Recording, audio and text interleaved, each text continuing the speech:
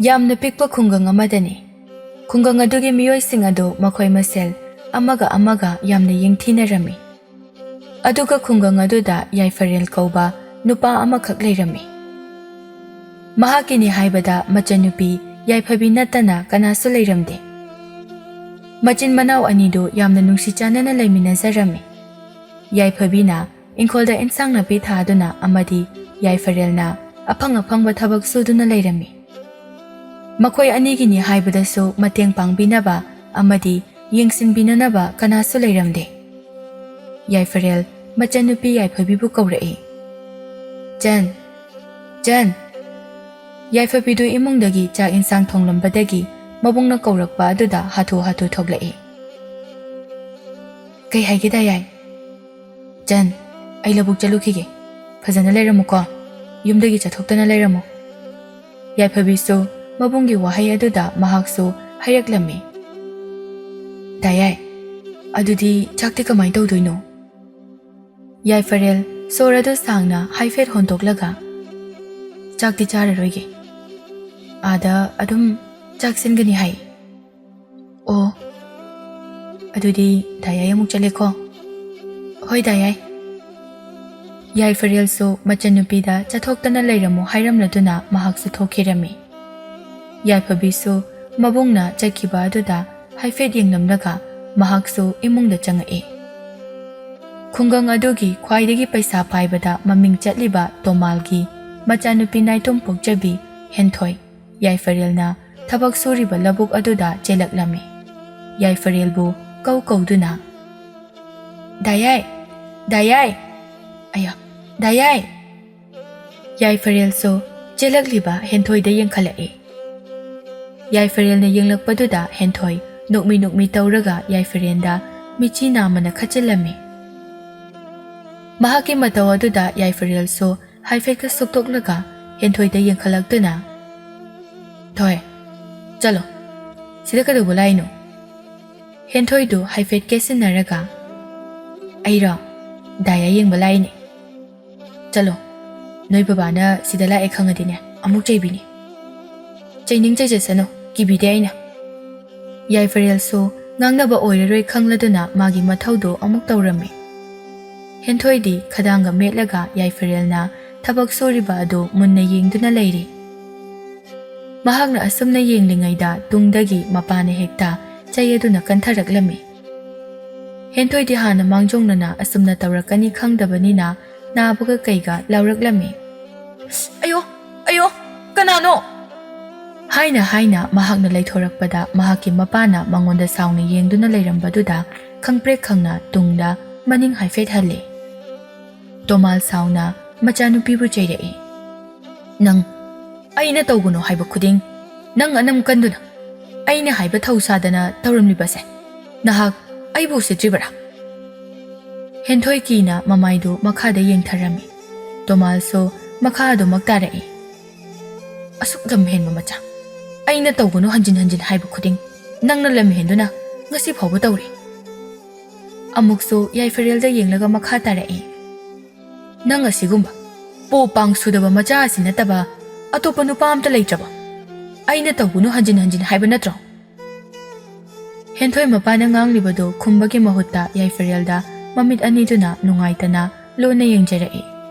ꯇꯣꯃꯥꯜꯗꯤ ꯃꯆꯥꯅꯨꯄꯤꯕꯨ ꯑꯗꯨꯃꯛ ꯆꯩꯔꯤ ꯃꯊꯪꯒ ꯑꯩꯅ ꯌꯥꯗꯕ ꯊꯕꯛ ꯍꯦꯛ ꯇꯧꯔꯝꯂꯕ ꯑꯩꯕꯨ ꯐꯠꯇꯦ ꯍꯥꯏꯒꯅꯨ ꯆꯠꯂꯣ ꯌꯥꯝ ꯊꯨꯅ ꯑꯩꯒꯤ ꯃꯥꯡ ꯊꯥꯗꯨꯅ ꯆꯠꯂꯣ ꯍꯦꯟꯊꯣꯏꯁꯨ ꯇꯞꯂꯤ ꯃꯄꯥꯒꯤ ꯃꯥꯡ ꯊꯥꯗꯨꯅ ꯆꯠꯂꯝꯃꯤ ꯇꯣꯃꯥꯜꯁꯨ ꯃꯆꯥꯅꯨꯄꯤꯕꯨ ꯆꯩꯗꯨꯅ ꯃꯇꯨꯡ ꯏꯟꯅꯈꯤ ꯃꯈꯣꯏ ꯍꯦꯛ ꯆꯠꯈꯤꯕꯒ ꯌꯥꯏꯐꯔꯦꯜ ꯃꯃꯥꯏ ꯑꯗꯨ ꯇꯞꯅ ꯅꯣꯡꯈꯠꯂꯛꯏ ꯃꯍꯥꯛꯁꯨ ꯉꯁꯥꯏꯗꯒꯤ ꯇꯥꯔꯤꯕꯅꯤ ꯃꯄꯥꯅ ꯃꯆꯥꯅꯨꯄꯤꯗ ꯆꯩꯕꯗꯨ ꯎꯕꯗ ꯃꯍꯥꯛ ꯋꯥꯈꯜ ꯌꯥꯝꯅ ꯅꯨꯡꯉꯥꯏꯖꯔꯝꯗꯦ ꯃꯥꯒꯤ ꯃꯔꯝꯒꯤ ꯍꯦꯟꯊꯣꯏꯕꯨ ꯃꯄꯥꯅ ꯆꯩꯕꯤꯕ ꯑꯗꯨꯗ ꯌꯥꯏꯐꯔꯦꯜꯅ ꯃꯆꯤ ꯂꯦꯡꯗ ꯆꯞ ꯂꯦꯞꯇꯨꯅ ꯂꯩꯕ ꯑꯗꯨꯗ ꯅꯨꯄꯥ ꯑꯃꯅ ꯍꯥꯏꯔꯛꯏ ꯏꯕꯨꯡꯉꯣ ꯀꯩꯗꯧꯔꯒꯦ ꯅꯁꯥꯒ ꯉꯝꯗꯕ ꯌꯥꯎꯕ꯭ꯔꯣ ꯅꯨꯄꯥ ꯑꯗꯨꯅ ꯋꯥ ꯉꯥꯡꯂꯛꯄ ꯑꯗꯨꯗ ꯌꯥꯏꯐꯔꯦꯜꯁꯨ ꯒ꯭ꯌꯥꯟ ꯇꯥꯔꯛꯇꯨꯅ ꯃꯍꯥꯛꯁꯨ ꯈꯨꯝꯂꯛꯂꯝꯃꯤ ꯀꯩꯁꯨ ꯇꯧꯗꯦꯗ ꯈꯨꯔꯥ ꯃꯁꯤ ꯍꯥꯏꯗꯨꯅ ꯃꯍꯥꯛꯀꯤ ꯃꯊꯧ ꯑꯗꯨ ꯑꯃꯨꯛ ꯃꯈꯥ ꯆꯠꯊꯔꯝꯃꯤ ꯁꯣꯝꯗ ꯍꯦꯟꯊꯣꯏꯗꯤ ꯌꯨꯝ ꯍꯦꯛ ꯌꯧꯕꯒ ꯃꯄꯥꯅ ꯋꯥ ꯍꯥꯏꯒꯦ ꯍꯥꯏꯗꯨꯅ ꯀꯧꯔꯛꯂꯝꯃꯤ ꯅꯪ Napa aina haiba wa inba ngamloi asira. Baba, nacha ai baba na haiba wa do inba ngamloi. Nacha ai gisu aina pamjaba khoidajaba leise. Khara taptharamba Tomal do amuk saugalaklammi. Oh, nang aina haiba yadriba asinadi. Mama mapa leitaba mahakna maram oiraga natro. Ha. Adu oirabadi phai. Nahakna luhongba yadriba maram mahakna oirabanina. Mahakpu aina mi thadokduna hatokhangini. Mapagi wahai aduda Henthoidu khonjel kalap tawna. Baba. Oh, nang magidam. Napa aigi mayokta lepke khallaba natro. Phai. Madu oiba tarabadi aina kaidawrake haibadu yengu. Amukso magi nupibu kawrai. Thabal. Thabal. Thabal so mapanda mapuroibana kawrakpaduda yamna thuna imungdagi thorakdami. Kai haigi moiba. Tomaldi sawba handri aduna adumak sauna hairai. Naha nachanupibu yumdagi mapan thohandana cheksina seno. Masi hairamduna amu thongalda hathu thokirami. Henthoidu mapana hek thokibaga leipak makhada gitlauna phamthaduna mapi tup taraklami. Aduga mapabusu yamna warauna machinda sonjarai. Baba, nahakna asuk yamna lairababu hanthana kaisu laitana khalliba karigino. Makhoisu aikhoigumna leiningnibani. Aduga aihaki ipana asuk yamna pukjil pikramgani haiba ai khalludabani. Aina mangnana phawba khalludaba pumnamak taibungda mangphawna hanbiri. Haina mapita basu lepte machinda so adumak soli.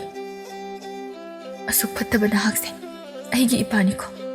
Aigi ipani haibada yam ikai. Kable handakti nupi mahaktu hek launa. Thabaldi machagi matawadu yengba ngamdraba male mahakso machabu themjinbirai. Thoi tose napana ngangbubu adumna napukning sonthaba hongnabro. Kapadado mama yengba ngamdrene ichana kapase. Mama na themjinbirakpa aduda hena mabukning nungsiruraba male. Mama bu konduna kapna hairai. Mama, baba na asuk yamna phachibase kaigino. Lairaba midi mi natabra. Ai baba bu yang warawi. Thabal machabu konsinduna napana hairibado nangbu kono wani khanbagi wahaningdabagi hairibani. Henthoi kapna makha tarai. Macha aibu nushiraga karigino. Ai haki apamba khangbidribade. Ai dai haibu yam nungsiye. Mahaka kainaba ai ngamloye. Waise haina hena kaplaklami. Thabasu machagi makokta nanthabiduna themjinbirami. Somdana Tomal sauna mayumdagi tholaklaga khuladugi oina ngausinabada lamba leitraba khaba hoidalaklami. Yumsibu kana lege. Leirabadi amta tholo. Tanja aduda khabasu thoklai aduga itha thasadana Tomal laklamba aduda hanglaklami. Khura kai leirage. Itha thasadana la amisibo. Tomal akoibado haifet yenglaga. Khaba ibani aruba wa masanadaba yadri. Asai phawbudang tholo. Khabasu Tomal na haibagi matungina thoraklami. Khura kai haibigidabano. Nang khuragi mateng amata pangdaba yadri. Kai matang oibirabano. Nahag awang lekaigi Yaifril do khangbra. Khaba ngaihak tumilai aduga mahakso makha taraklami. Oh, machan ga magada leibado natro Yaifril haise.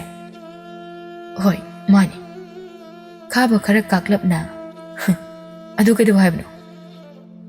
Yaifril hariba nupa machado hato. Mahage khatpaga. Ai nangna piyu haiba pesa khuding loina pigani. Tomalgi wahaidu tabada khabadi mamit mana lauthokre. Aduga amuksu hanglai. Asengwa piba ngamgadra. Tomal khabagi mawong aduda usitana noklaga. Khaba aina pigani di pigani. Thabaktu do pangtho. Khaba su nokmi. Adudi kemta wabirono.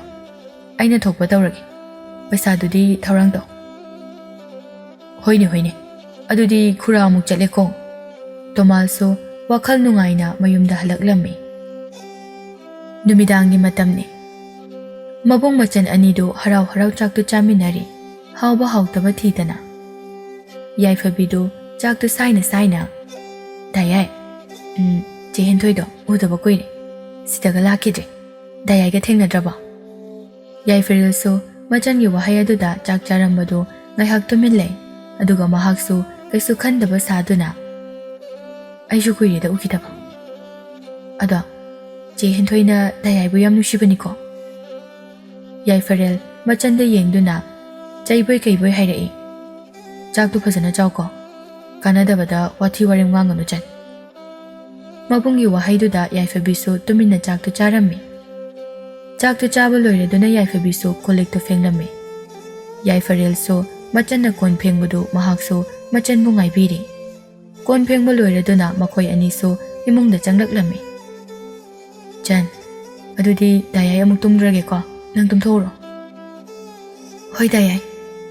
Yaifabiso mahaki kaaduda changlakduna tumtharami. Hek tumthabaga mahaki manglanda mahaki apokpi anibu uzarai.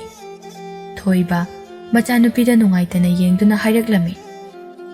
Chan, nahaki khanbada ipadi sargada. Nahaki natawado yengbu ngamloidore. Yaifabiso kapli mapade yengduna. Baba, nahak lao.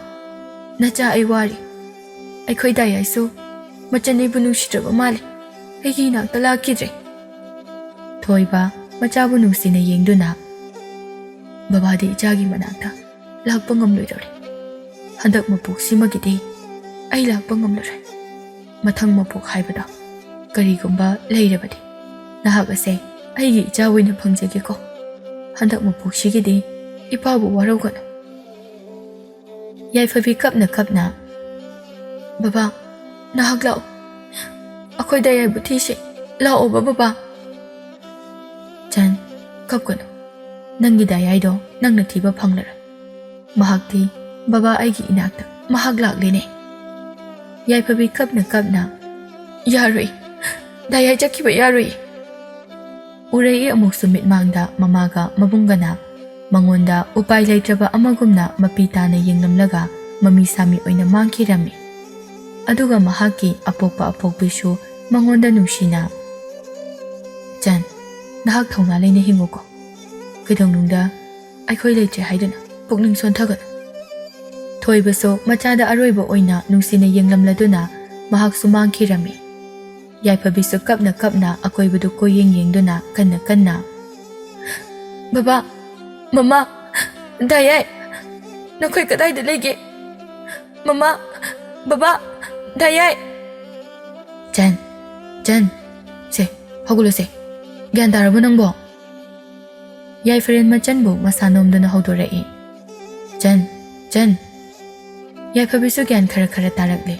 Babungna masanomduna haudorakpa aduda. Yaifabi tapna mamit pangdaklami. Adubu manglangi thaudok adu Daibang mangphangnabugum mapiso tup taraklami. Yaifaril machangi mataw aduda pakhatna hangjarai. Chan, kaidorage? Kaigi kapino? Yaifabiso mabungna hanglakpa aduda hikik launa kaplaga mabungda konsiladuna kapna wanganglai. Dayai, nang aiba tadukna chakhinu. Dayai na ai thadoga chakradi. Nachandi kanaga lihogani. Yaifaril machanbu mahagi mathadagi lauthokduna hairaklami nokmi tauna. Kapkono se. Dayai nungaiteb. Aisu chanbu thadokduna kaidongnungda chaloi. Yaifabi kappadu leplaga mabungda hanglaklami. Adu Dayai, nang ngasidi thabak suba chatoira? Chatoini. Dayai ngasidi nang thabak suba chalano. Ngasidi ai mangyam nungaiti. Machangi wahaiduda nokmi tauduna. Chan, mangi wabu makumang. Lause, thengkrani. Dayai su ngasidi chakhara charaga chatke. Yaifabi mabungbu chati chathaninglamde.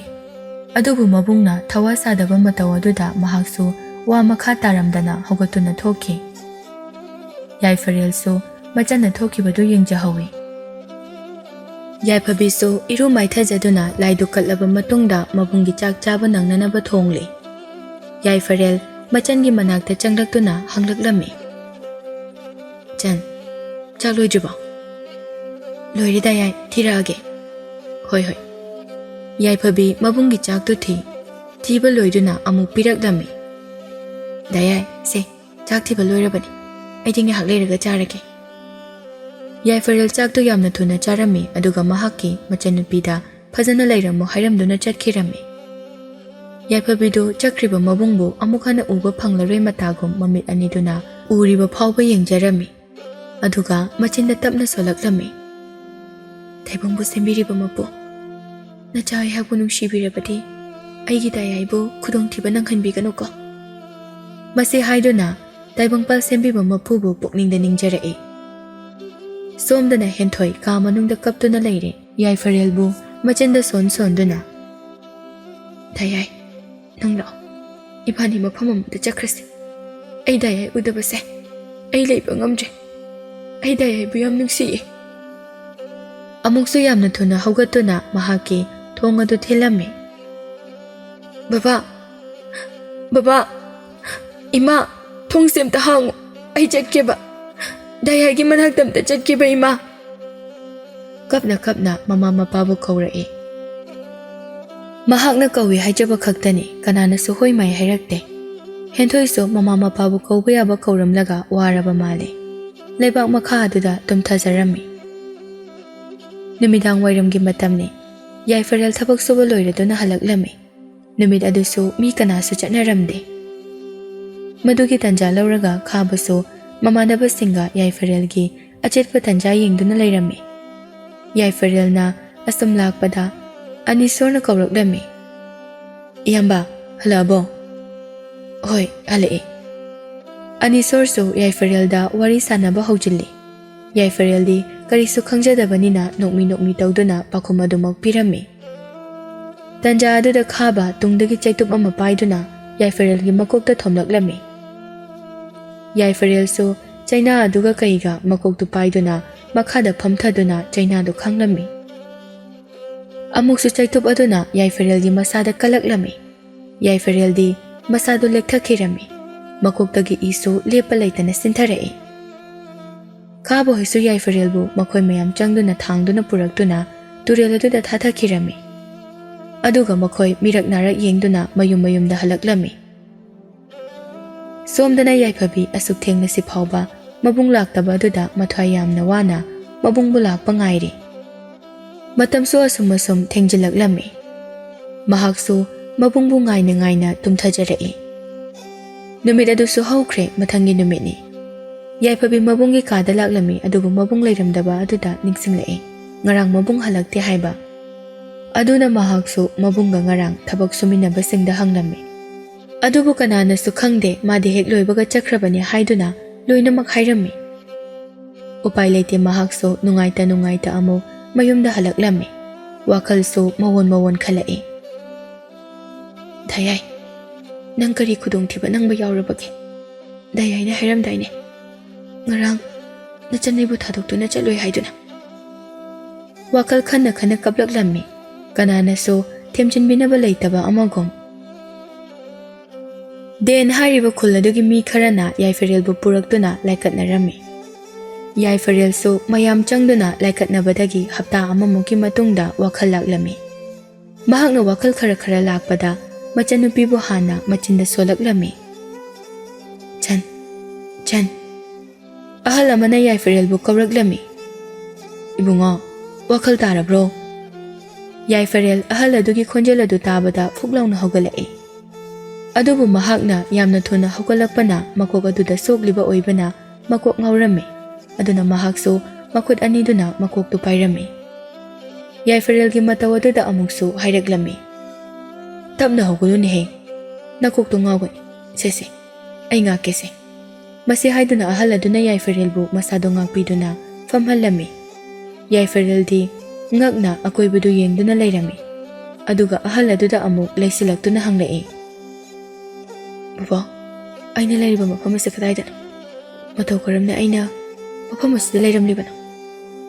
ahal adusu Yaifarelgi makokta haifet nanthabiduna Ibungo aina turel ising sokpa chatpada turelgi ising ireida chentharakpa mali turelgi leirai aduda nahakna gyan mangduna thaduna leira madudagi aihakna khulgi mi khara kauduna nangbu lekatnaribani hojikti nangsu gyan tare aduna thaudok ado karamna thokibano Yaifarel numit aduda thokiba thaudok punamak ahal aduda leirammi makhoi sing adu wari taraba matungda yamna saurami mi amabu karisu leitana khanduna siresanu haiduna turel aduda langtharamba aduda mayamgi asawa mataw aduda ahal aduna mayam aduda yengduna hairakdami mayam punamak ibungosu wakhal taraklabanina nakhoisu hanba thenglani mayamsu pangwa wabire mayamdusu ahal adugi wahai aduda makhoi mathang hanakhirami hojik lehoriba hairagadi ahal aduga Yaifarelga khakta ngairami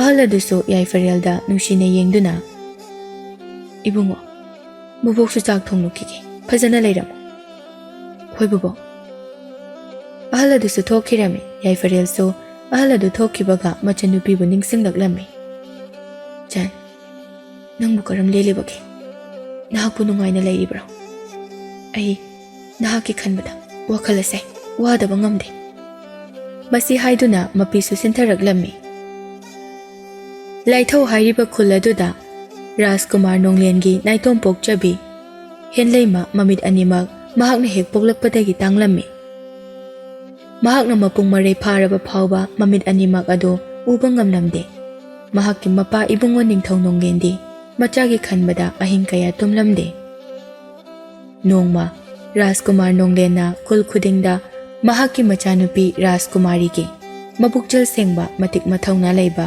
bora mathirami adubu lebak tagi lakpa miyoi khudingmak mabukjal senglamde machanupi bu thamoi sengna nungsibiba kanasu yauramde atopa lepaki ningthau kharadi machanupi bu mamit tangle khangbada yamna hanthana yenglamduna chatkirami aduga khara amana makhoigi lanthum yenglaga changlakpa kayasu yaurami masi punamak asi khangba ningthau Nonglenna machanupi bu kanagi mafamda su sinaramde Rajkumari henleima thoidok hentokna phajaba natrabaso mahakki wahai wata lamchat bebar phajaba adu ubada miyamna mahakbu yamna nungsinarami nongmaden hariba khuladudaso Rajkumari henleimagi bor khanbagi pawadusu taraklami aduna khuladugi mipum khudingmak laithau hariba leipak aduda chatnarami paw adu Yaifarelsu taraduna mahakso ahal oirabi nupi aduda Yaifa mangol nijarami ahal oirabi nupi aduso Yaifarelgi makokta nungsina nanthabiduna mamitagi mapi sinthana nokmi hairaklami ibungo nahakna tawruba khudingda mai pakpa oyo bubokna isuda bot pirabani adugane tekta kaidana phajana chatluko hoi bubok Yaifarelsu ahal oiraba nupi aduda nungsina yengnamduna mahaksu laithau hariba lepak aduda laklami ningthau Nonglen lakliba mising adugi mawong matawsing adu yenglami adubu kananasu mahakki thamoida machanupigi bor oibada matik chai khanjaba kana amata yauramde aduna ningthau Nonglen matha yamna sana leirami Nonglen amuksu phamlambadagi hawgalaktuna machanupi heleimagi manakta changlaklami bema ijabu chak charabro baba chare baba di charabo aisu chare adu baba nacha wa mata haisage karino ne ichana hainingba khudingma baba da loina hairakadabani ne baba nachagi bor khanbadu lepiro nacha mafam asida adumak leijarake bema madu yade aina tawriba khudingmak ichagi khalaga ngaktani nang madugidamak wagano helaima karisu khumde mamaidu nonthaduna lei Nonglensu machagi mataududa nungaita machanupigi kadagi thoglai tanja aduda thongakpa nupa adu hatu changlaklami ningthauria nupa amana ningthaurelbu unage haiduna haihau aduna yaragadi amukta lengthokpiba yagadra hoi thoglage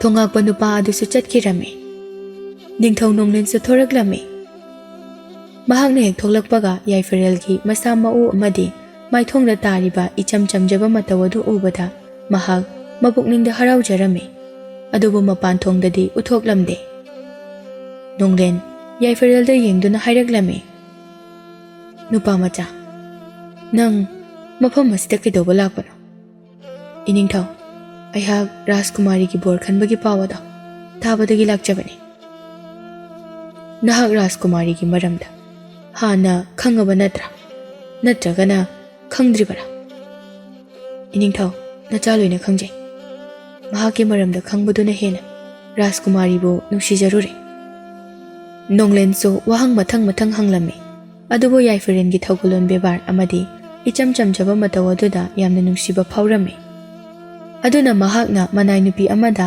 ꯃꯆꯥꯅꯨꯄꯤꯕꯨ ꯄꯨꯊꯣꯔꯛꯑꯣ ꯍꯥꯏꯗꯨꯅ ꯍꯥꯏꯔꯝꯃꯤ ꯉꯥꯏꯍꯥꯛ ꯂꯩꯕꯒ ꯍꯦꯂꯩꯃꯁꯨ ꯃꯅꯥꯏ ꯅꯨꯄꯤ ꯑꯃꯅ ꯃꯈꯨꯠ ꯁꯝꯗꯨꯅ ꯄꯨꯊꯣꯔꯛꯂꯝꯃꯤ ꯌꯥꯏꯐꯔꯦꯜ ꯃꯃꯥꯏ ꯅꯣꯡꯈꯠꯂꯛꯇꯨꯅ ꯔꯥꯖꯀꯨꯃꯥꯔꯤ ꯑꯗꯨꯕꯨ ꯌꯦꯡꯖꯔꯛꯏ ꯍꯦꯛ ꯌꯦꯡꯕꯗ ꯅꯨꯡꯁꯤꯕ ꯐꯥꯎꯔꯨꯔꯦ ꯌꯥꯏꯐꯔꯦꯜꯗꯤ ꯑꯗꯨꯅ ꯃꯍꯥꯛ ꯉꯥꯏꯍꯥꯛ ꯑꯗꯨꯗ ꯅꯤꯡꯊꯧꯔꯦꯜ ꯂꯩ ꯍꯥꯏꯕ ꯀꯥꯎꯊꯣꯛꯂꯨꯔꯦ ꯑꯗꯨꯅ ꯃꯍꯥꯛ ꯔꯥꯖꯀꯨꯃꯥꯔꯤ ꯑꯗꯨꯗ ꯃꯤꯠꯐꯝ ꯍꯣꯡꯗ ꯅꯣꯛꯃꯤ ꯅꯣꯛꯃꯤ ꯇꯧꯅ ꯌꯦꯡꯖꯔꯛꯏ ꯅꯤꯡꯊꯧ ꯅꯣꯡꯂꯦꯟꯁꯨ ꯌꯥꯏꯐꯔꯦꯜꯒꯤ ꯃꯑꯣꯡ ꯃꯇꯧ ꯑꯗꯨꯕꯨ ꯌꯦꯡꯂꯤ ꯃꯅꯥꯏ ꯅꯨꯄꯤ ꯑꯗꯨꯅ ꯇꯧꯔꯒ ꯍꯦꯂꯩꯃꯁꯨ ꯊꯥꯔꯤꯕ ꯐꯝꯐꯝ ꯑꯗꯨꯗ ꯐꯝꯂꯝꯃꯤ ꯅꯤꯡꯊꯧ ꯅꯣꯡꯂꯦꯟ ꯃꯁꯥꯗꯨ ꯈꯧꯗꯦꯝꯂꯛꯏ ꯌꯥꯏꯐꯔꯦꯜꯁꯨ ꯍꯧꯖꯤꯛꯇꯗ ꯒ꯭ꯌꯥꯟ ꯇꯥꯔꯛꯇꯨꯅ ꯅꯤꯡꯊꯧꯔꯦꯜꯗ ꯏꯀꯥꯏꯅ ꯌꯦꯡꯂꯛꯂꯝꯃꯤ ꯅꯣꯡꯂꯦꯟ ꯃꯆꯥꯅꯨꯄꯤꯗ ꯑꯣꯟꯁꯤꯟꯗꯨꯅ ꯏꯄꯥꯒꯤ ꯍꯦꯂꯩꯃ ꯏꯆꯥꯒꯤꯗꯃꯛ ꯑꯩꯍꯥꯛꯅ ꯃꯇꯤꯛ ꯆꯥꯏ ꯈꯟꯕ ꯅꯨꯄꯥ ꯑꯃ ꯏꯆꯥꯒꯤ ꯃꯥꯡꯗ ꯍꯧꯖꯤꯛ ꯐꯝꯂꯤ ꯑꯗꯨꯅ ꯅꯍꯥꯛꯀꯤ ꯑꯄꯥꯝ ꯄꯥꯝꯗ ꯀꯔꯤ ꯂꯩꯒꯦ ꯍꯥꯏꯕꯗꯣ ꯍꯥꯏꯅꯔꯝꯃꯨ ꯏꯄꯥꯁꯨ ꯊꯣꯛꯂꯛꯀꯦ ꯅꯕꯥꯅꯤ ꯋꯥꯔꯤ ꯁꯥꯟꯅꯍꯧꯀꯣ ꯍꯣꯏ ꯕꯕꯥ ꯅꯤꯡꯊꯧ ꯅꯣꯡꯂꯦꯟꯗꯨ ꯊꯣꯛꯈꯤꯔꯝꯃꯤ ꯍꯦꯟꯂꯩꯃ ꯋꯥꯈꯜꯗꯁꯨ ꯈꯟꯖꯩ ꯀꯩꯒꯤꯅꯣ ꯃꯍꯥꯛꯅ ꯋꯥ ꯑꯃꯇ ꯉꯥꯡꯂꯛꯇꯅ ꯂꯩꯔꯤꯕꯁꯦ ꯅꯠꯇ꯭ꯔꯒ ꯑꯩꯕꯨ ꯄꯥꯝꯗꯕ ꯑꯣꯏꯔꯤꯕ ꯖꯥꯠꯂꯥ ꯌꯥꯏꯐꯔꯦꯜꯁꯨ ꯋꯥꯈꯜꯗ ꯈꯜꯂꯤ ꯍꯦꯔꯥ ꯅꯨꯄꯥꯅꯕꯨ ꯑꯁꯨꯛ ꯀꯤꯕ ꯍꯧꯅꯗꯦ ꯃꯁꯤ ꯍꯥꯏꯗꯨꯅ ꯍꯦꯟꯂꯩꯃꯕꯨ ꯀꯧꯔꯛꯏ ꯔꯥꯖꯀꯨꯃꯥꯔꯤ ꯌꯥꯏꯐꯔꯦꯜꯒꯤ ꯈꯣꯟꯖꯦꯜ ꯇꯥꯕꯗ ꯍꯦꯟꯂꯩꯃ ꯃꯊꯃꯣꯏꯗ ꯏꯍꯨꯜ ꯑꯃ ꯐꯥꯎꯔꯛꯂꯝꯃꯤ ꯌꯥꯏꯐꯔꯦꯜꯁꯨ ꯍꯦꯟꯂꯩꯃꯅ ꯈꯨꯝꯂꯛꯇꯕ ꯑꯗꯨꯗ ꯑꯃꯨꯛꯁꯨ ꯍꯟꯖꯤꯟꯅ ꯍꯪꯂꯛꯏ ꯔꯥꯖꯀꯨꯃꯥꯔꯤ ꯍꯥ ꯀꯩ ꯍꯥꯏꯒꯦ ꯍꯦꯟꯂꯩꯃꯒꯤ ꯃꯑꯣꯡꯗꯨꯗ ꯌꯥꯏꯐꯔꯦꯜꯗ ꯅꯣꯛꯐꯦꯠ ꯇꯧꯖꯩ ꯔꯥꯖꯀꯨꯃꯥꯔꯤ ꯅꯍꯥꯛ ꯌꯥꯅꯤꯡꯗꯕ꯭ꯔꯥ ꯑꯩꯒ ꯂꯨꯍꯣꯡꯕ ꯑꯁꯦ ꯌꯥꯅꯤꯡꯗꯕ ꯀꯩꯁꯨ ꯂꯩꯖꯗꯦ ꯑꯩꯍꯥꯛꯇꯤ ꯏꯄꯥ ꯏꯕꯨꯡꯉꯣꯅ ꯑꯄꯥꯝꯕꯗꯣ ꯑꯩꯒꯤꯁꯨ ꯑꯄꯥꯝꯕꯅꯤ ꯑꯗꯨꯒ ꯃꯥꯡꯗ ꯐꯝꯂꯤꯕ ꯅꯨꯄꯥ ꯅꯍꯥꯛꯇꯤ ꯑꯩꯕꯨ ꯅꯨꯡꯁꯤꯕꯒꯤꯔꯥ ꯅꯠꯇ꯭ꯔꯒ ꯀꯔꯤꯒꯤ ꯂꯨꯍꯣꯡꯕ ꯑꯁꯤ ꯄꯥꯝꯂꯤꯕꯅꯣ ꯌꯥꯏꯐꯔꯦꯜ ꯅꯣꯛꯐꯦꯠ ꯇꯧꯅ ꯑꯩ ꯔꯥꯖꯀꯨꯃꯥꯔꯤꯒꯤ ꯋꯥꯔꯤ ꯇꯥꯕꯗ ꯔꯥꯖꯀꯨꯃꯥꯔꯤꯕꯨ ꯄꯥꯝꯕ ꯅꯨꯡꯁꯤꯕ ꯐꯥꯎꯔꯨꯔꯦ ꯃꯗꯨꯒꯤꯗꯃꯛ ꯑꯩꯍꯥꯛ ꯂꯥꯛꯆꯕꯅꯤ ꯑꯗꯨꯒ ꯔꯥꯖꯀꯨꯃꯥꯔꯤ ꯑꯩꯒꯤ ꯃꯤꯡ ꯌꯥꯏꯐꯔꯦꯜ ꯀꯧꯖꯩ ꯍꯦꯟꯂꯩꯃ ꯅꯣꯛꯐꯦꯠ ꯇꯧꯖꯩ ꯌꯥꯏꯐꯔꯦꯜꯒꯤ ꯋꯥꯍꯩ ꯑꯗꯨꯗ ꯑꯃꯨꯛꯁꯨ ꯃꯈꯥ ꯇꯥꯔꯛꯏ ꯑꯗꯨꯅ ꯂꯨꯍꯣꯡꯕ ꯑꯁꯦ ꯄꯥꯝꯕꯤꯗ꯭ꯔꯕꯣ ꯔꯥꯖꯀꯨꯃꯥꯔꯤꯅ ꯑꯩꯁꯨ ꯂꯨꯍꯣꯡꯕꯁꯦ ꯄꯥꯝꯃꯤ ꯅꯍꯥꯛꯀꯤ ꯁꯛ ꯎꯗ꯭ꯔꯕꯁꯨ ꯈꯣꯟꯖꯦꯜ ꯑꯁꯤ ꯇꯥꯔꯨꯕꯗ ꯑꯩꯍꯥꯛꯀꯤ ꯊꯃꯣꯏꯗ ꯅꯪꯕꯨ ꯅꯨꯡꯁꯤꯕ ꯐꯥꯎꯔꯨꯔꯦ ꯃꯈꯣꯏ ꯑꯅꯤꯁꯨ ꯍꯔꯥꯎ ꯍꯔꯥꯎ ꯑꯄꯥꯝ ꯄꯥꯝꯗ ꯐꯣꯡꯗꯣꯛꯅꯗꯨꯅ ꯋꯥꯔꯤ ꯁꯥꯟꯅꯔꯝꯃꯤ ꯅꯣꯛꯃꯤ ꯅꯣꯛꯃꯤ ꯇꯧꯗꯨꯅ ꯅꯣꯡꯂꯦꯟꯁꯨ ꯃꯆꯥꯅꯨꯄꯤ ꯍꯦꯟꯂꯩꯃꯒ ꯌꯥꯏꯐꯔꯦꯜꯒꯤ ꯃꯑꯣꯡ ꯑꯗꯨꯗ ꯃꯍꯥꯛꯁꯨ ꯍꯔꯥꯎꯖꯔꯝꯃꯤ ꯅꯨꯃꯤꯠ ꯈꯔꯅꯤ ꯂꯩꯔꯒ ꯂꯩꯕꯥꯛ ꯈꯨꯗꯤꯡꯃꯛꯇ ꯔꯥꯖꯀꯨꯃꯥꯔꯤ ꯂꯨꯍꯣꯡꯕꯒꯤ ꯄꯥꯎ ꯇꯥꯟꯅꯔꯝꯃꯤ ꯌꯥꯏꯐꯔꯦꯜꯁꯨ ꯃꯍꯥꯛꯀꯤ ꯂꯨꯍꯣꯡꯕ ꯂꯣꯏꯔꯕ ꯃꯇꯨꯡꯗ ꯃꯥꯒꯤ ꯊꯣꯛꯈꯤꯕ ꯊꯧꯗꯣꯛ ꯄꯨꯝꯅꯃꯛ ꯅꯤꯡꯊꯧꯔꯦꯜ ꯅꯣꯡꯂꯦꯟ ꯑꯃꯗꯤ ꯔꯥꯖꯀꯨꯃꯥꯔꯤꯗ ꯋꯥꯔꯤ ꯂꯤꯔꯝꯃꯤ ꯃꯈꯣꯏ ꯃꯍꯥꯛꯀꯤ ꯋꯥꯔꯤ ꯇꯥꯕꯗ ꯌꯥꯝꯅ ꯅꯨꯡꯉꯥꯏꯖꯔꯝꯗꯦ ꯅꯣꯡꯂꯦꯟꯅ ꯌꯥꯏꯐꯔꯦꯜ ꯍꯥꯏꯌꯨ ꯇꯥꯁꯤ ꯅꯪꯅ ꯀꯔꯤ ꯈꯜꯂꯤꯕ ꯍꯥꯏꯕꯗꯣ ꯏꯅꯤꯡꯊꯧ ꯑꯩꯍꯥꯛ ꯌꯨꯝꯗ ꯆꯠꯆꯔꯨꯈꯤꯒꯦ ꯑꯗꯨꯒ ꯏꯆꯟꯅꯨꯄꯤꯕꯨ ꯂꯧꯔꯨꯔꯒ ꯃꯐꯝ ꯑꯁꯤꯗ ꯑꯃꯨꯛ ꯂꯥꯛꯆꯒꯦ ꯃꯁꯤꯃꯇꯪꯗꯤ ꯏꯅꯤꯡꯊꯧꯅ ꯌꯥꯕꯤꯌꯨ ꯅꯤꯡꯊꯧ ꯅꯣꯡꯂꯦꯟ ꯋꯥꯈꯜ ꯉꯥꯏꯍꯥꯛ ꯈꯜꯂꯒ ꯐꯔꯦ ꯑꯩ ꯅꯪꯅ ꯍꯥꯏꯕꯗ ꯌꯥꯔꯒꯦ ꯑꯗꯨꯒ ꯀꯔꯤꯒꯨꯝꯕ ꯏꯆꯥꯅꯨꯄꯤꯕꯨ ꯂꯧꯕ ꯂꯥꯛꯇ꯭ꯔꯕꯗꯤ ꯑꯩꯕꯨ ꯐꯠꯇꯦ ꯍꯥꯏꯒꯅꯨꯀꯣ ꯍꯣꯏ ꯏꯅꯤꯡꯊꯧꯅ ꯄꯤꯅꯤꯡꯕꯗꯗꯤ ꯑꯩꯉꯣꯟꯗ ꯄꯤꯕꯤꯌꯨ ꯑꯃꯨꯛꯁꯨ ꯍꯦꯟꯂꯩꯃꯗ ꯑꯣꯟꯁꯤꯟꯗꯨꯅ ꯔꯥꯖꯀꯨꯃꯥꯔꯤ ꯅꯍꯥꯛꯅ ꯀꯔꯤ ꯈꯜꯂꯤꯒꯦ ꯍꯥꯏꯕꯗꯣ ꯑꯩꯉꯣꯟꯗꯁꯨ ꯈꯪꯍꯜꯂꯨ ꯔꯥꯖꯀꯨꯃꯥꯔ ꯑꯩꯍꯥꯛꯇꯤ ꯅꯪꯒꯤ ꯑꯄꯥꯝꯕꯗ ꯊꯦꯡꯂꯣꯏ ꯑꯗꯨꯕꯨ ꯅꯍꯥꯛ ꯑꯩꯒꯤ ꯏꯅꯥꯛꯇꯗꯤ ꯑꯃꯨꯛ ꯍꯜꯂꯛꯈꯣꯀꯣ ꯑꯩ ꯅꯪꯉꯣꯟꯗ ꯋꯥꯁꯛꯂꯤ ꯑꯩ ꯁꯣꯏꯗꯅ ꯑꯃꯨꯛ ꯅꯪꯒꯤ ꯅꯅꯥꯛꯇ ꯂꯥꯛꯀꯅꯤ ꯑꯩꯅ ꯅꯪꯕꯨ ꯂꯥꯛꯄ ꯉꯥꯏꯔꯝꯒꯦ ꯔꯥꯖꯀꯨꯃꯥꯔ ꯑꯁꯨꯝꯅ ꯅꯨꯃꯤꯠꯇꯨꯁꯨ ꯍꯧꯈꯤꯔꯝꯃꯤ ꯃꯊꯪꯒꯤ ꯅꯨꯃꯤꯠꯇ ꯌꯥꯏꯐꯔꯦꯜ ꯃꯈꯣꯏꯒꯤ ꯈꯨꯜ ꯑꯗꯨꯗ ꯂꯥꯛꯂꯝꯃꯤ ꯃꯍꯥꯛ ꯂꯥꯛꯄꯗ ꯎꯕꯗ ꯃꯌꯥꯝ ꯑꯗꯨ ꯉꯛꯅꯔꯝꯃꯤ ꯃꯍꯥꯛ ꯑꯁꯨꯝ ꯂꯥꯛꯄꯗ ꯃꯌꯨꯝ ꯑꯗꯨ ꯌꯧꯔꯛꯂꯝꯃꯤ ꯃꯆꯟꯅꯨꯄꯤꯗꯨ ꯐꯤ ꯁꯥꯗꯨꯅ ꯂꯩꯔꯝꯃꯤ ꯌꯥꯏꯐꯔꯦꯜ ꯅꯣꯛꯃꯤ ꯅꯣꯛꯃꯤ ꯇꯧꯅ ꯆꯟ ꯌꯥꯏꯐꯕꯤꯗꯨ ꯃꯍꯥꯛꯀꯤ ꯃꯤꯡ ꯀꯧꯔꯛꯄꯗꯨꯗ ꯑꯣꯟꯊꯣꯛꯇꯨꯅ ꯌꯦꯡꯂꯛꯂꯝꯃꯤ ꯑꯗꯨꯕꯨ ꯃꯕꯨꯡ ꯑꯣꯏꯔꯝꯕ ꯑꯗꯨꯗ ꯃꯄꯤꯁꯤꯡ ꯑꯗꯨ ꯍꯧꯅꯔꯨꯕ ꯂꯩꯇꯅ ꯁꯤꯟꯊꯔꯛꯏ ꯑꯗꯨꯒ ꯃꯕꯨꯡꯒꯤ ꯃꯅꯥꯛꯇ ꯆꯦꯟꯁꯤꯜꯂꯛꯇꯨꯅ ꯆꯦꯠꯅ ꯀꯣꯟꯁꯤꯟꯖꯔꯝꯃꯤ ꯍꯦꯛ ꯍꯦꯛ ꯂꯥꯎꯅ ꯀꯞꯇꯨꯅ ꯍꯥꯏꯔꯛꯂꯝꯃꯤ ꯗꯥꯌꯥꯏ ꯅꯪ ꯌꯥꯝ ꯐꯠꯇꯦ ꯅꯆꯟꯅꯩꯕꯨ ꯅꯨꯡꯁꯤꯕ ꯐꯥꯎꯗꯕ ꯃꯥꯜꯂꯦ ꯑꯩꯗꯤ ꯗꯥꯌꯥꯏꯕꯨ ꯑꯗꯨꯝ ꯅꯤꯡꯁꯤꯡꯉꯦ ꯌꯥꯏꯐꯔꯦꯜꯁꯨ ꯃꯆꯟꯒꯤ ꯃꯀꯣꯛꯇ ꯅꯨꯡꯁꯤꯅ ꯅꯥꯟꯊꯕꯤꯗꯨꯅ ꯑꯩꯁꯨ ꯏꯆꯜꯕꯨ ꯅꯤꯡꯁꯤꯡꯕꯒꯤꯅꯤ ꯃꯐꯝ ꯑꯁꯤꯗ ꯑꯃꯨꯛ ꯍꯜꯂꯛꯂꯤꯕꯁꯦ ꯑꯗꯨ ꯗꯥꯌꯥꯏ ꯅꯪ ꯅꯍꯥꯟꯈꯩ ꯀꯥꯏꯗ ꯂꯩꯔꯨꯒꯦ ꯑꯩꯗꯤ ꯗꯥꯌꯥꯏꯕꯨ ꯅꯨꯡꯇꯤꯒꯤ ꯍꯜꯂꯛꯄ ꯉꯥꯏ ꯑꯗꯨꯒ ꯗꯥꯌꯥꯏꯗꯤ ꯁꯨꯡꯍꯟ ꯍꯜꯂꯛꯇꯦ ꯍꯧꯖꯤꯛꯇꯤ ꯍꯜꯂꯛꯑꯁꯤꯗꯤ ꯁꯦ ꯀꯞꯀꯅꯨ ꯗꯥꯌꯥꯏ ꯅꯨꯡꯉꯥꯏꯇꯦ ꯏꯆꯟꯅ ꯀꯞꯄꯁꯦ ꯃꯁꯤ ꯍꯥꯏꯗꯨꯅ ꯌꯥꯏꯐꯕꯤꯕꯨ ꯃꯊꯥꯗꯒꯤ ꯂꯧꯊꯣꯛꯇꯨꯅ ꯊꯦꯝꯖꯤꯟꯕꯤꯔꯝꯃꯤ ꯌꯥꯏꯐꯕꯤꯁꯨ ꯍꯧꯖꯤꯛꯇꯤ ꯀꯞꯄ ꯇꯣꯛꯂꯝꯃꯤ ꯑꯗꯨꯒ ꯃꯕꯨꯡꯗ ꯑꯃꯨꯛꯁꯨ ꯍꯪꯂꯛꯂꯝꯃꯤ ꯗꯥꯌꯥꯏ ꯅꯪ ꯅꯍꯥꯟ ꯃꯈꯩ ꯀꯥꯏꯗ ꯂꯩꯔꯨꯒꯦꯕ ꯌꯥꯏꯐꯔꯦꯜ ꯃꯆꯥꯅꯨꯄꯤꯕꯨ ꯅꯨꯡꯁꯤꯅ ꯌꯦꯡꯗꯨꯅ ꯊꯣꯛꯈꯤꯕ ꯊꯧꯗꯣꯛ ꯄꯨꯝꯅꯃꯛ ꯂꯤꯔꯝꯃꯤ ꯃꯗꯨ ꯍꯦꯛ ꯇꯥꯕ ꯂꯣꯏꯕꯒ ꯌꯥꯏꯐꯕꯤ ꯌꯥꯝꯅ ꯁꯥꯎꯅꯤꯡꯂꯛꯂꯝꯃꯤ ꯑꯗꯨꯒ ꯑꯃꯨꯛꯁꯨ ꯌꯥꯝꯅ ꯍꯔꯥꯎꯔꯝꯃꯤ ꯃꯕꯨꯡꯅ ꯔꯥꯖꯀꯨꯃꯥꯔꯤ ꯑꯃꯒ ꯂꯨꯍꯣꯡꯂꯦ ꯇꯥꯕꯗ ꯇꯟꯖꯥ ꯑꯗꯨꯗ ꯇꯣꯃꯥꯁꯁꯨ ꯊꯣꯡꯒꯥꯜꯗꯒꯤ ꯆꯪꯂꯛꯏ ꯃꯆꯤꯟ ꯃꯧꯄꯥ ꯑꯅꯤ ꯑꯗꯨ ꯎꯔꯝꯃꯤ ꯇꯣꯃꯥꯁꯁꯨ ꯃꯈꯣꯏ ꯑꯅꯤꯒꯤ ꯃꯅꯥꯛꯇ ꯆꯪꯁꯤꯜꯂꯛꯇꯨꯅ ꯌꯥꯏꯐꯔꯦꯜꯗ ꯌꯦꯡꯗꯨꯅ ꯌꯥꯝꯅ ꯅꯨꯡꯉꯥꯏꯇꯅ ꯍꯥꯏꯔꯛꯂꯝꯃꯤ ꯏꯕꯨꯡꯉꯣ ꯅꯍꯥꯛ ꯀꯩꯁꯨ ꯑꯁꯣꯛ ꯑꯄꯟ ꯌꯥꯎꯗꯕ꯭ꯔꯥ ꯅꯪ ꯂꯥꯛꯑꯦ ꯍꯥꯏꯕ ꯄꯥꯎ ꯇꯥꯕꯗ ꯏꯄꯥ ꯏꯆꯥꯕꯨ ꯑꯃꯨꯛꯇ ꯎꯅꯒꯦ ꯈꯟꯗꯨꯅ ꯆꯪꯉꯛꯄꯅꯤ ꯅꯪ ꯏꯄꯥꯕꯨ ꯑꯃꯨꯛꯇ ꯉꯥꯛꯄꯤꯌꯨ ꯑꯩꯍꯥꯛꯅ ꯅꯪꯉꯣꯟꯗ ꯌꯥꯝꯅ ꯂꯥꯟꯈ꯭ꯔꯦ ꯌꯥꯏꯐꯔꯦꯜ ꯉꯛꯅ ꯇꯣꯃꯥꯜꯗ ꯌꯦꯡꯗꯨꯅ ꯂꯩꯔꯝꯃꯤ ꯇꯣꯃꯥꯜꯁꯨ ꯃꯈꯥ ꯑꯗꯨꯃꯛ ꯇꯥꯔꯛꯏ ꯅꯪ ꯏꯄꯥꯕꯨ ꯉꯥꯛꯄꯤꯕ ꯉꯝꯂꯔꯣꯏꯗ꯭ꯔꯣ ꯏꯄꯥꯅ ꯇꯧꯈꯤꯕ ꯄꯨꯝꯅꯃꯛ ꯑꯗꯣ ꯅꯍꯥꯛꯅ ꯏꯄꯥꯕꯨ ꯉꯥꯛꯄꯤꯗ꯭ꯔꯕꯗꯤ ꯅꯆꯟꯅꯨꯄꯤ ꯍꯦꯟꯊꯣꯏꯅ ꯏꯄꯥꯕꯨ ꯌꯥꯝꯅ ꯋꯥꯔꯧꯈ꯭ꯔꯕꯅꯤ ꯕꯕꯥ ꯑꯗꯨꯝꯅ ꯍꯥꯏꯒꯅꯨ ꯅꯆꯥꯅ ꯂꯥꯏꯔꯕ ꯑꯣꯏꯔꯨꯕꯅ ꯊꯣꯛꯈꯤꯕ ꯉꯥꯛꯇꯅꯤ ꯃꯁꯤꯗ ꯅꯆꯥꯅ ꯀꯅꯥꯒꯤꯁꯨ ꯃꯐꯝꯗ ꯋꯥꯔꯧꯕ ꯂꯩꯖꯗꯤꯌꯦ ꯅꯍꯥꯛꯁꯨ ꯏꯄꯥꯕꯨ ꯏꯀꯥꯏꯕ ꯄꯤꯔꯤꯕ ꯍꯥꯏꯕꯗꯨꯔꯥ ꯅꯪꯅ ꯉꯥꯛꯄꯤꯒꯅꯤ ꯍꯥꯏꯔꯕꯗꯤ ꯑꯩꯍꯥꯛ ꯅꯪꯒꯤ ꯅꯈꯣꯡ ꯀꯣꯜꯂꯒ ꯍꯥꯏꯖꯒꯦ ꯑꯩꯕꯨ ꯉꯥꯛꯄꯤꯌꯨ ꯍꯥꯏꯗꯨꯅ ꯃꯁꯤ ꯍꯥꯏꯗꯨꯅ ꯇꯣꯃꯥꯜ ꯃꯃꯤꯠꯇꯒꯤ ꯃꯄꯤ ꯁꯤꯟꯊꯔꯛꯂꯝꯃꯤ ꯇꯣꯃꯥꯜꯒꯤ ꯃꯇꯧ ꯑꯗꯨꯗ ꯌꯥꯏꯐꯔꯦꯜꯁꯨ ꯇꯣꯃꯥꯜꯗ ꯅꯨꯡꯉꯥꯏꯇꯅ ꯌꯦꯡꯗꯨꯅ ꯕꯕꯥ ꯀꯩꯒꯤ ꯀꯞꯄꯤꯅꯣ ꯑꯩꯗꯤ ꯕꯕꯥꯗ ꯋꯥꯔꯧꯕ ꯂꯩꯇꯦ ꯑꯗꯣ ꯕꯕꯥ ꯏꯆꯜ ꯍꯦꯟꯊꯣꯏꯗꯤ ꯀꯝꯗꯧꯔꯤ ꯍꯦꯟꯊꯣꯏ ꯄꯜꯂꯛꯄꯗꯨꯗ ꯌꯥꯏꯐꯕꯤ ꯃꯕꯨꯡꯗ ꯅꯨꯡꯉꯥꯏꯇꯅ ꯌꯦꯡꯂꯛꯂꯝꯃꯤ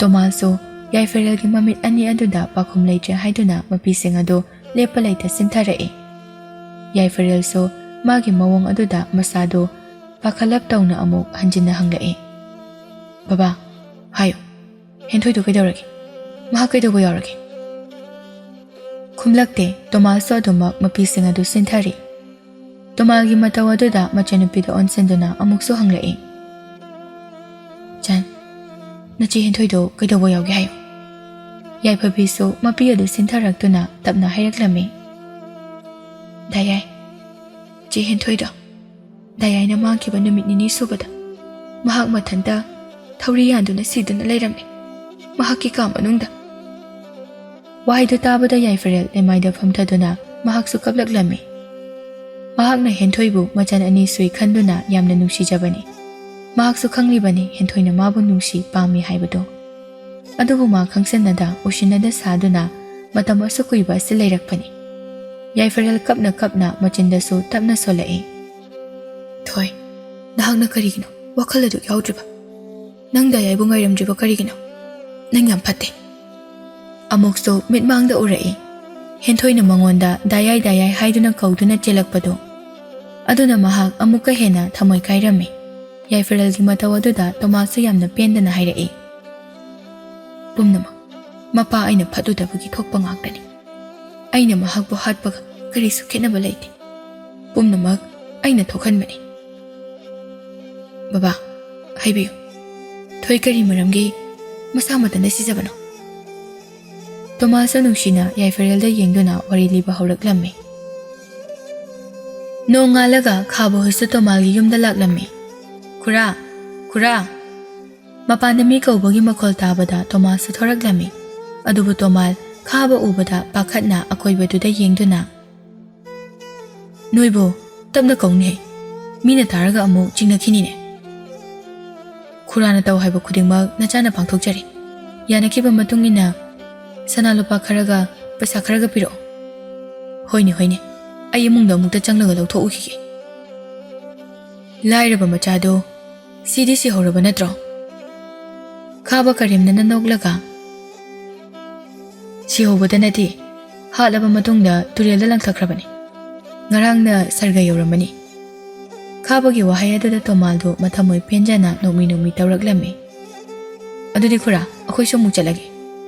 Hoi hoi. Tomal so harau imungda changlaklami. Ngasaidagi makhoigi wari adu tariba henthoidi machin menduna kaplami. Aduga yamna thona kapna chenthoraklami Yaifarelgi mayum tana. Yaifabi so mabung halaktabagi mangonda phamduna yamna nungaitana kaptuna leire. Mahangna sumna leiringai tanja aduda henthoi yamna thuna thongal-dagi chensilangtuna Yaifabida taha hanglaklammi. Jan, noidai aidi. Ha, noidai ai kai lege. Ai ma go unagi. Ai ma uningi. Che, akhoi dai ai do. Nahandagi yumda halaktre. Hoji, mafam khangdana mangkhre. Wahaidu tabada mahag aduma khangba ngamle. Mapana punamak senbani. Yaifarelbu mi thadokduna hathanbani haibase. Henthoi mapabu yamna warauna solae. Nangnu punamak thokhanbani. Ngasi thokliba thodok pumnamak ase. Machinda sona henthoi Yaifabida chatlage hairamduna lambi aduda kapna mayumda halaklami. Mahagna mayum hek yawbaga mapado mabu lakpa ngaibagum ngaiduna leirami. Tomal machanupibu ubada chairaklami. Nahak aina chakano haibado aduma aigi mayukta leptuna adumak chatli. Henthoi ngasidi sauna mapada yengduna. Baba, nahak na tawbu khudima. Nachaloy na khangje. Mi amagi punsibu kaisu leitana khanba. Nahakti aigi ipani haibai kaijege. Tomal sauna machanupibu yenglaklami. Henthoi so adumak makha tarai. Babadi, nachanuksiba khangdaba mini. Masi haiduna mahaki kada prap changkhirami. Tomas sauna machana changkhibado kariso haiba ngamdana yengjahawi. Numid aduso hawkhirami mathangi numitani. Thabal makhoigi yena khada tholakpada ure machanupi henthoina haino pambi amada thauri yalamba ado. Madu ubada thabal pakhatna mapureibabu kauduna machanupi gi manakta chensilai. Moi baba, thoi se kinum tokre. Moi baba, thoi. Toma mahaki nupina pakhana kaurakpa aduda chenthorakpani. Adubu ure mahakso mahaki nai thongpok jabi macha henthoina thauri yanduna siramba ado. Madu ubada mahakso chensilai. Thoi, baba lale, se, nangonda baba na kaubu sitaradi, amukta oiro sukhumo. Nang baba bu warauduna chatlagi khalabo, thoi. Thabal kapna mapureibada yengduna. Pumnama, moi baba na thogan mangaktani. Nahakti, aigi icha hatbani. Aigi icha singo. Aigi icha utrabadi, ai leiba ngamoye. Wari singdo lina Tomal mapisu sintharai. Wari do taba loibaga Yaifarel yamna thamoi sokna kaplami. Tomal kapna. Ibungo, ipa nangonda lankri. Ipa bunga piyu ko. Ipa no wakal thelu ba oibana. Thodok punamak ase thokhibani. Mamangagi ahal singi paurokta. Mijasi sanu khalaga. Ijasi haibada. Babagi punsida su thoklari. Baba yamna lankri. Baba, adumna haigano. Ai babada warauba laiti. Yaifarel so wakal nungaita Tomal bu themjin birami.